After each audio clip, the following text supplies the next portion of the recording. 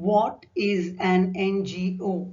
An NGO is a non-profit volunteer citizens group that is established on a local, national or worldwide level to identify and understand issues in favor of the public good.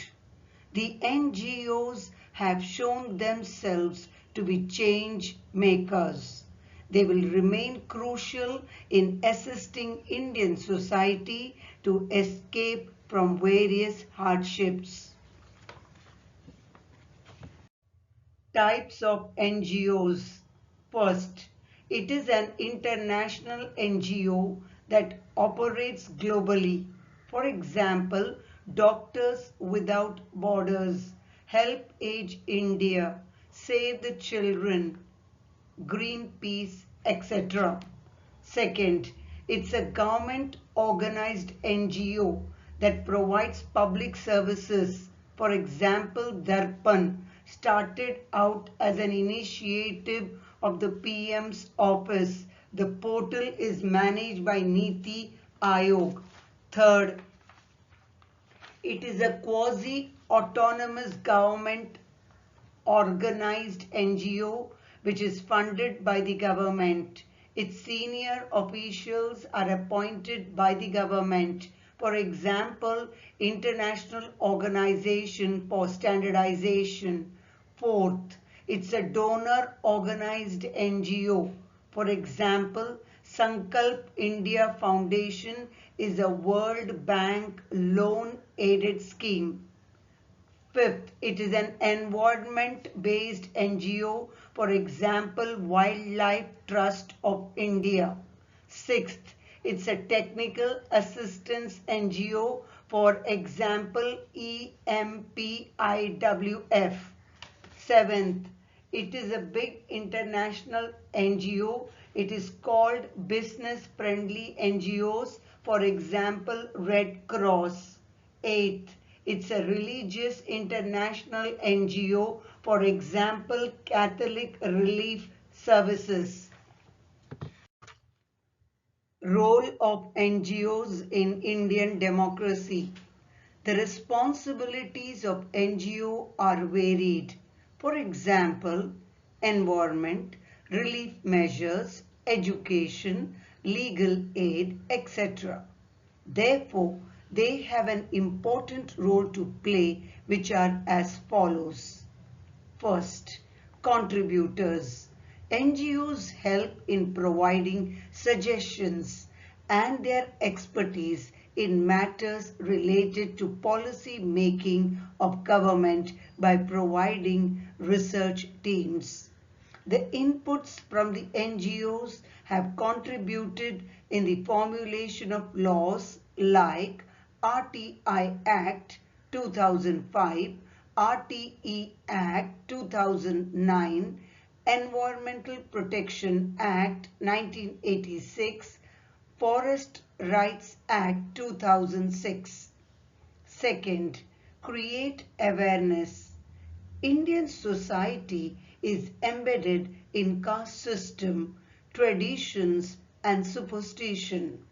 The NGOs act as social mediators to bring changes in the social and behavioral attitudes prevailing within the social environment.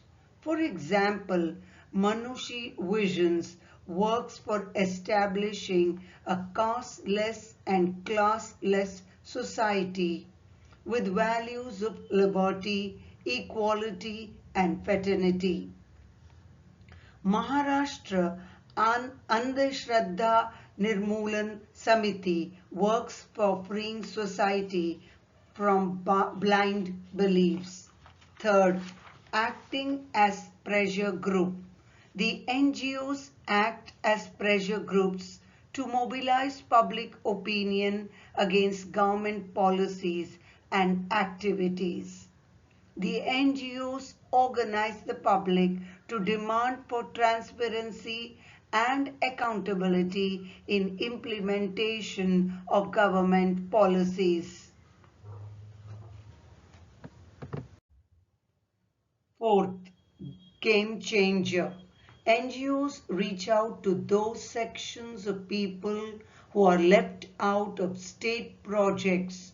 For example, Bal Utsav, an education-based NGO, has been transforming government schools across India to make quality education and basic infrastructure accessible to all. Similarly, Colors of Life strives for upliftment of underprivileged children by helping government schools to transform themselves into institutes of excellence. Fifth, preserving culture. NGOs encourage and facilitate the participation of disadvantaged communities and help in preserving the culture of diverse communities. Sixth, mobilizing local resources. Overutilization of natural resources lead to natural calamities and environmental threats. NGOs keep an eye so as to prevent destruction of natural resources. For example, Narmada Bachao Andolan fought to protect the farmers and the flora and fauna of the area. NGOs work at local, national and international levels for the development of society. It has been observed that whenever government is unable to fulfill its responsibilities, these organizations are there to help. Therefore, the government should appreciate the support the NGOs provide it in order to achieve its targets. NGOs funding sources in India. In India, the NGOs' efforts to tackle various issues and challenges are possible through various sources of funding. These funding ensures continuity and effectiveness of the NGO's operations. The various funding sources in India are: first, government grants. The Indian government grants are financial resources provided by government agencies to NGOs in implementing projects and initiatives that align with national development goals. For example, Department of Women and Child Development, Ministry of Textiles, Ministry of Rural Development, etc. Second, corporate social responsibility, CSR. Certain companies allocate their profits for social responsibility initiatives as mandated under the Companies Act 2013 in partnership with NGOs. For example, Tata Company CSR mission involves education, health and hygiene, skill building and livelihood and water. Infosys CSR mission is removing obstacles to progress and working towards creating opportunities for everyone to have a better future. Third, individual donations. The NGOs must engage with individual donors through campaigns and events to raise funds. They donate to NGOs that align with their causes. For example, Pratham Books by Rohini Nilankanis, which works with governments to improve access to books in government schools. Azim Premji Foundation, which supports school education in India. Fourth, international foundations. NGOs can seek funds from international foundations and organizations for projects addressing global challenges. For example, Help Age India, Bill and Melinda Gates, Give India, UNICEF India. Fifth, crowdfunding. Online platforms provide NGOs to raise funds through crowdfunding for a cause. Example, Keto raises funds to help social causes and provide money to the underprivileged. Impact Guru funds for heart, cancer or any other treatment. Sixth, philanthropic events. NGOs organize charity galas, charity dinners, auctions, benefit concerts, marathons and walkathons to attract donors and sponsors to support their cause. For example, NGO Bhumi participated in the Tata Mumbai Marathon to raise funds for its mission, that is education.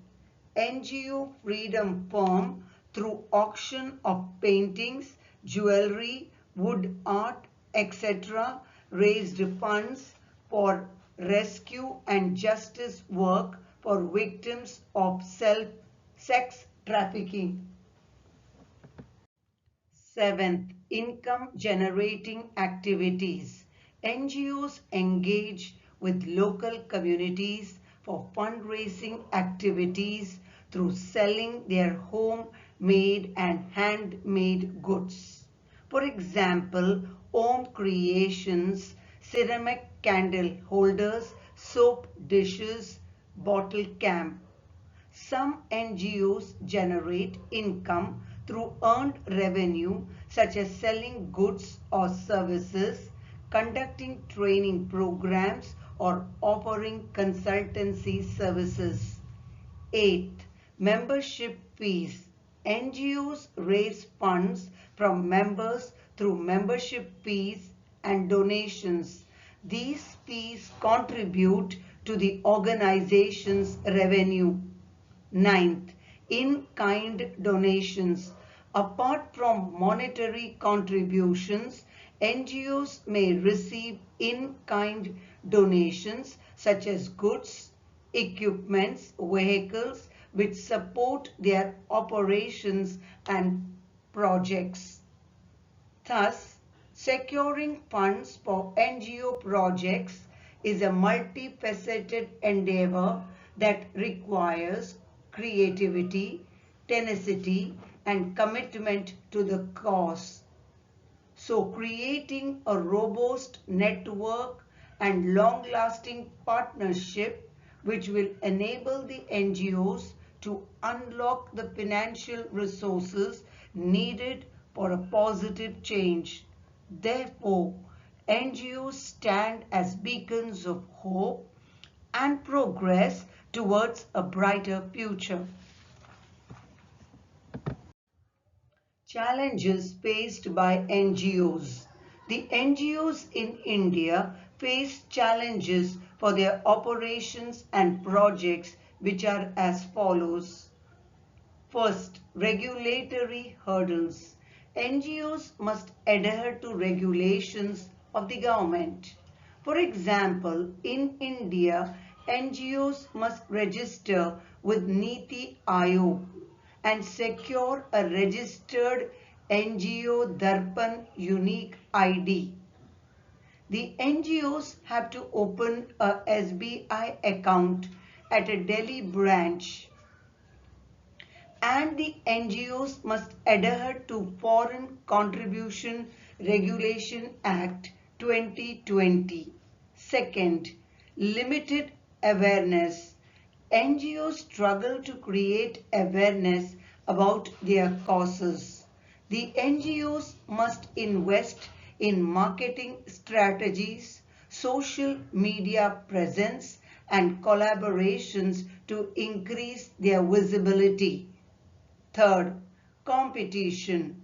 With the growth of NGOs, competition for securing funds is high, making it challenging to stand out and secure resources. Therefore, it is vital for NGOs to create impression in the minds of their existing and potential donors. Fourth, transparency expectation. Donors expect NGOs to maintain transparency and accountability, not only in their work but also in their finances. Fifth, lack of fundraising skills.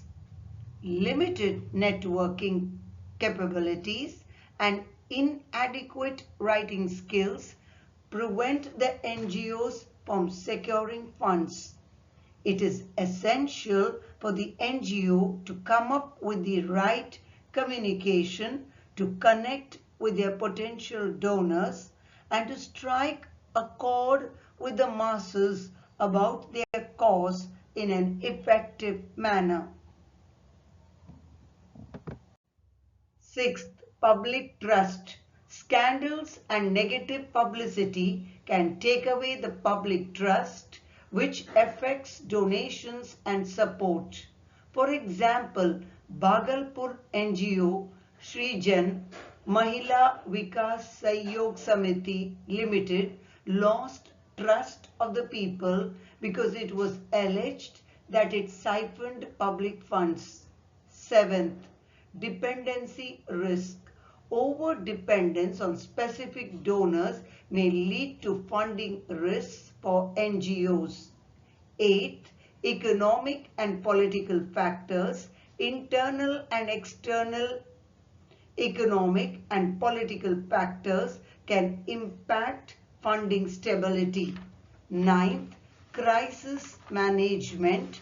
NGOs must adapt and reallocate resources in unforeseen crises, for example, during COVID crisis or natural calamities.